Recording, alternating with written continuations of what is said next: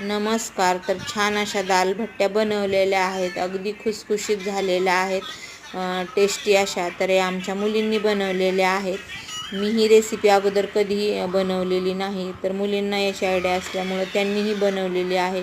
अगदी खुसखुशीत अशा दालभट्ट्या झालेल्या आहेत, टेस्टी. आणि वरण हे मी बनवलेलं आहे, अगदी थोडंसं छान असं वरण घट्ट बनवलेलं आहे.